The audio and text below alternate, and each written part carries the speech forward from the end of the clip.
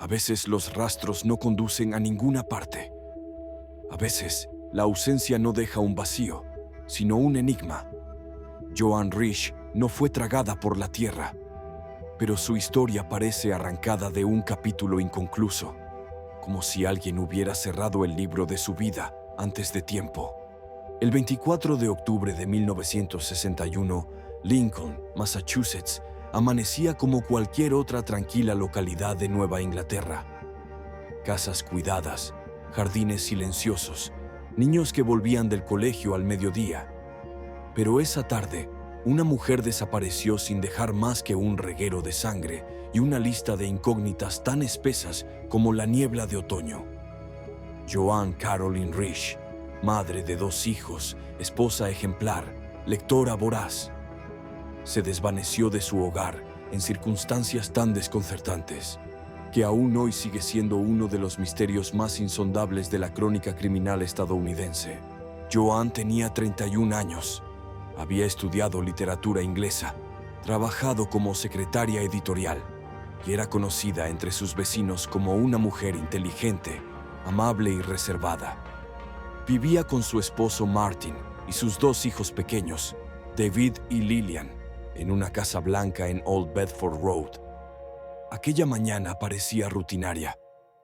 Martin viajó por trabajo a Nueva York y Joan se quedó en casa con su hija de 4 años. A media mañana, Joan llevó a su hijo menor a casa de unos vecinos y volvió a casa con Lillian. Preparó el almuerzo, lavó los platos.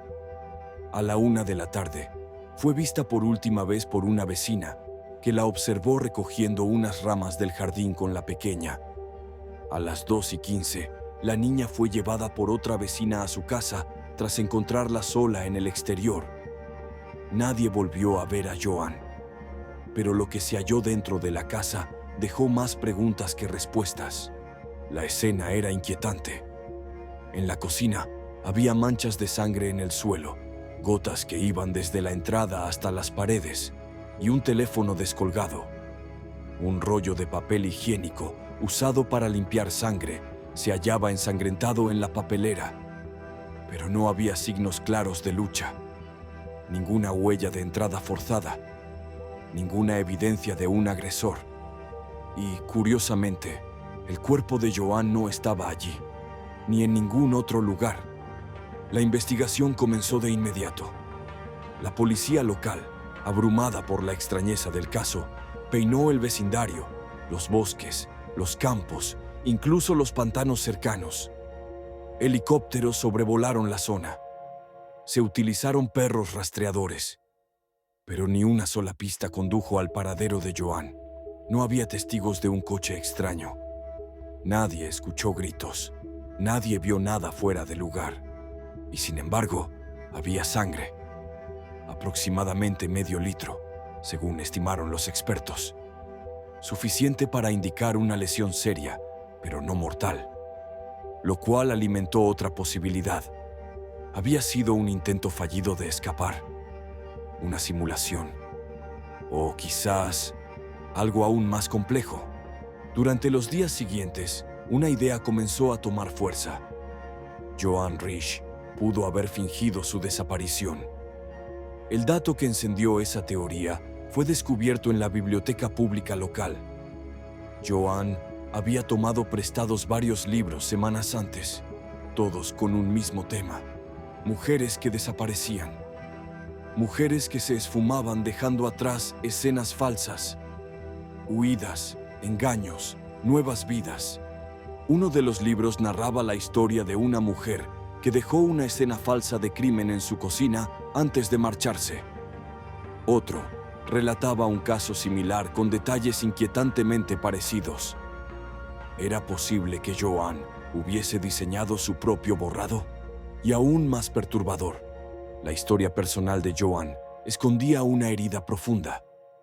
Cuando tenía apenas 9 años, su madre murió en circunstancias misteriosas. El informe decía accidente con gas, pero años después se sugirió que pudo tratarse de un suicidio. Tras esa pérdida, Joan fue enviada a vivir con otros familiares, su infancia fracturada, su identidad reconstruida en silencio. ¿Acaso aquella pérdida temprana sembró en ella la semilla de una fuga? Estaba repitiendo un patrón invisible, desdibujando su propia existencia para empezar de nuevo, lejos del rol de esposa y madre. Si este caso te está intrigando, no olvides suscribirte a La Lupa del Crimen para no perderte más casos que te harán replantear todo lo que creías saber. Volvamos ahora al centro del misterio, lo que no se encontró. No hubo movimientos bancarios, no se usaron sus tarjetas. Su pasaporte seguía en casa. No se identificaron llamadas sospechosas. Tampoco ninguna señal de planificación concreta. Ningún mensaje, ninguna nota. Solo la nada. Una vecina dijo haber visto un coche gris polvoriento estacionado frente a la casa poco antes de la desaparición, pero nunca se identificó. Otra mencionó haber visto a una mujer caminando rápidamente por la carretera cercana, con una prenda ensangrentada, pero no pudo confirmar si se trataba de Joan. Pudo estar desorientada, herida, escapando de algo o de alguien. Martin Risch, su esposo, siempre mantuvo que Joan jamás habría abandonado voluntariamente a sus hijos. La defendió públicamente, incluso cuando las teorías más crudas la pintaban como una mujer perturbada o fugitiva. La policía, sin embargo, nunca descartó la posibilidad de una desaparición planeada. Pero si lo fue, ¿cómo lo hizo sin ayuda? ¿Y por qué jamás volvió a aparecer, ni siquiera bajo otra identidad? Con el paso de las décadas, el caso cayó en una especie de limbo entre lo criminal y lo psicológico. Algunos creen que Joan sufrió un episodio de amnesia disociativa, provocado por un trauma no resuelto, que quizás, tras una lesión menor, entró en un estado alterado de conciencia y vagó sin rumbo hasta perderse del todo. Otros, más escépticos, sugieren que fue víctima de un crimen cuidadosamente encubierto, ejecutado por alguien que conocía su rutina y su entorno. Un visitante, un conocido, alguien que logró desvanecerse tan rápido como ella. Pero hay una última teoría, la más inquietante de todas, la que combina piezas de cada hipótesis y las funde en una sola idea: que Joan Risch, movida por un deseo profundo de cambiar su destino, aprovechó una mínima oportunidad para desaparecer. Y lo consiguió. Que estudió, planeó y ejecutó una escena lo suficientemente ambigua como para sembrar confusión. Que dejó solo lo justo: sangre, silencio y vacío. Y que quizás, desde algún lugar, vio cómo la historia se desarrollaba sin ella, mientras renacía con otro nombre, otra vida, otra versión de sí misma. Han pasado más de 6 décadas. Sus hijos crecieron sin respuestas. Su esposo murió sin encontrarla.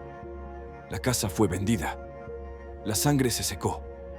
Pero el enigma sigue allí, como una sombra que no desaparece, como un susurro que se repite en cada caso de desaparición sin cuerpo, sin explicación, sin cierre, sin... ¿Fue Joan Risch una víctima o la autora de su propia fuga? ¿Puede una persona reconstruirse desde la nada sin dejar huella? ¿O estamos, simplemente, ante uno de esos misterios perfectos, donde la verdad se esconde justo fuera del alcance de la lógica? Si este caso te ha dejado con más preguntas que respuestas, te invito a dejar tu teoría en los comentarios, dar like al video y seguir explorando conmigo los rincones más oscuros de la mente humana. Esto es La Lupa del Crimen, y aquí, la oscuridad siempre tiene algo más que decir.